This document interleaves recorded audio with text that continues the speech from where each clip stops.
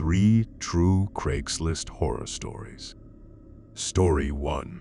I was looking on Craigslist to buy a couch for my new apartment a month ago. I found something that seemed like a good deal. From the pictures, the couch seemed to be in great shape. The seller wanted to be contacted by email. His email was a bit off-putting, but I still went ahead and emailed the man my offer. He responded within 5 minutes, accepting the offer and asking for my address. I felt uncomfortable with his asking, not wanting a stranger coming to my house. I suggested that I come to his house to pick it up, but he continually insisted on coming to my house. Eventually, I stopped responding. A day later, he emailed me again, giving me his address. I didn't know if I should go at that point, but it seemed like a steal, almost too good to be true.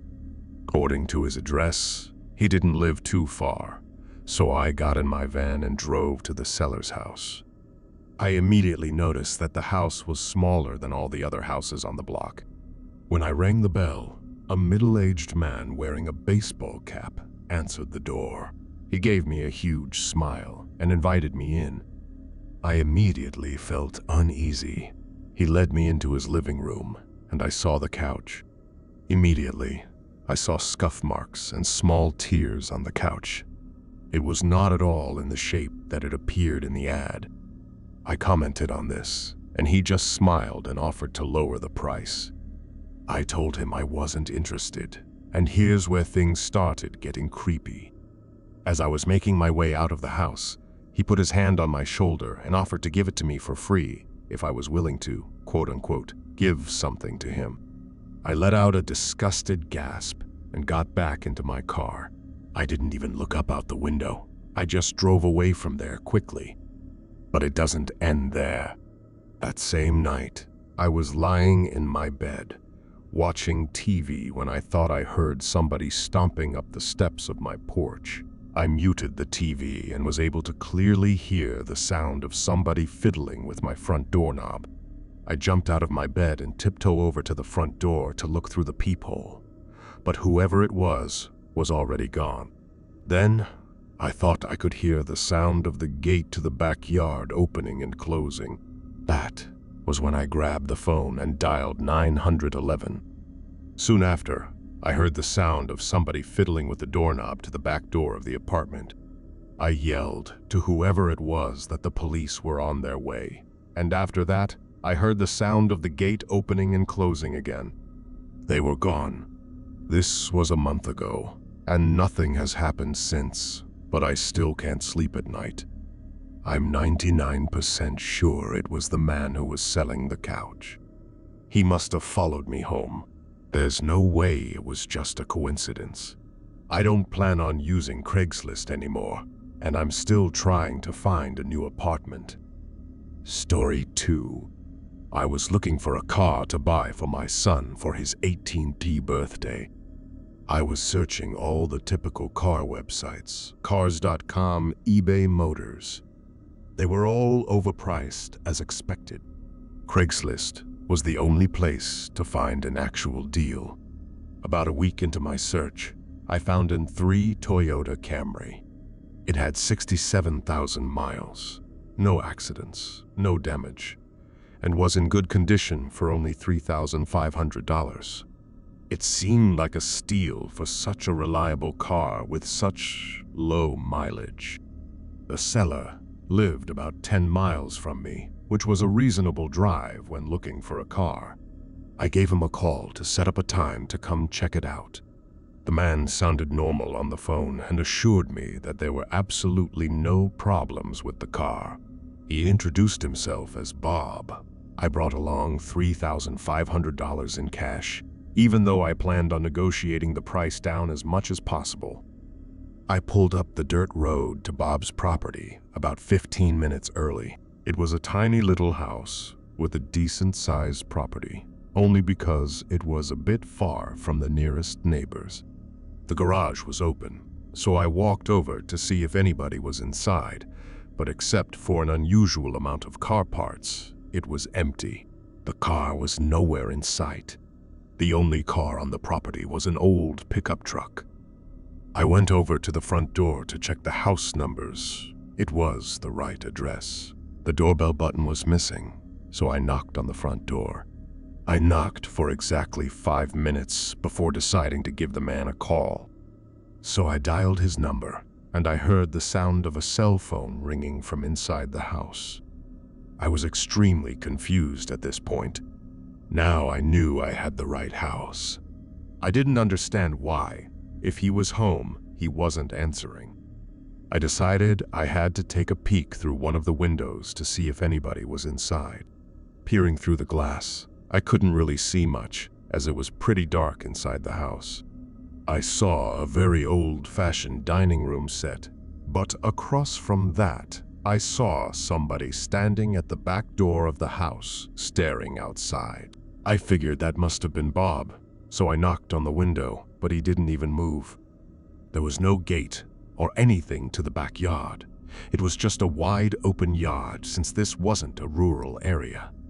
I simply walked around the house to the backyard. I didn't understand how he couldn't hear me. When I got to the back door, I made a shocking realization. The figure standing by the door was a taxidermied human being. I ran straight back the way I came and back to my car. I looked up one last time before driving off. The blinds to the window I had peeked into had been shut, but I could see 2 of the blinds bent open. Somebody was at that window, watching me. You can probably guess, I had the gas pedal to the floor the whole way home. The whole situation still makes no sense. All the car parts, the fact that there was no Toyota Camry, the taxidermied human being. The fact that there was no car there leads me to believe that whoever that man was wasn't planning on selling me anything, and that also leads to the disturbing thought that I was very close to becoming a lifeless statue staring out that man's back door. Story 3. I was looking to buy the iPhone 5 about a year ago. I found a guy on Craigslist who was selling his for $200. He claimed it was in mint condition and that he wanted to upgrade to the 5C. I didn't know much about how to test a phone to make sure everything worked, so I brought my little brother along, who knew a lot more than I did.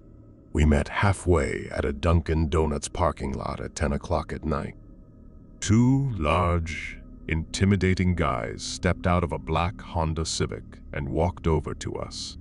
One of the guys pulled out the phone and showed it to me. It didn't have a scratch on it. My brother took out my SIM card and popped it into this new phone. He did some testing and told me that it worked. The guy then asked for $250, even though he originally asked for $200. I lied and told him I only brought $200, and he seemed a bit unhappy with this. I did have $250, but I didn't want to spend more than his original asking price. I handed the guy the $200, and he and his buddy got back in their car. We got back into my car, and I tested out the new phone by calling my girlfriend. I sat, testing things around for about 5 minutes. My brother commented on the fact that the 2 guys hadn't left yet either, but I didn't really care. I started the car and pulled out of the parking lot. My brother then commented that the 2 guys started their car just as I had. I didn't find it too weird. I drove down the turnpike and eventually stopped at a red light. That's when I noticed the black Honda Civic pull up right behind us in my rearview mirror. I found that a bit weird, since I was sure they came from the opposite direction. I continued my drive home. Every single turn we made, they followed closely on my tail. My brother suggested I pull over, but there was no way I was going to do that. I knew those guys were looking for trouble. It got to the point where I was trying to lose them and started driving dangerously. If they needed something, they would call or at least honk their horn, but they were looking for some kind of trouble. I tried something risky to lose them. At an intersection, the light had just turned red. I floored it across the intersection before any of the cars began to pass. My brother shouted at me, calling me stupid and crazy. But it worked. They didn't follow. We got home after the extra long drive. My heart was still racing from the intensity of the situation. I was just happy I got a working phone for such a low cost. Later that night, I was playing around with the phone, trying to set some things up before going to bed. My parents and brother were already asleep at this point. Just then, the sound of 2 car doors slamming shut outside interrupted me. I looked out my window and felt like my heart completely stopped.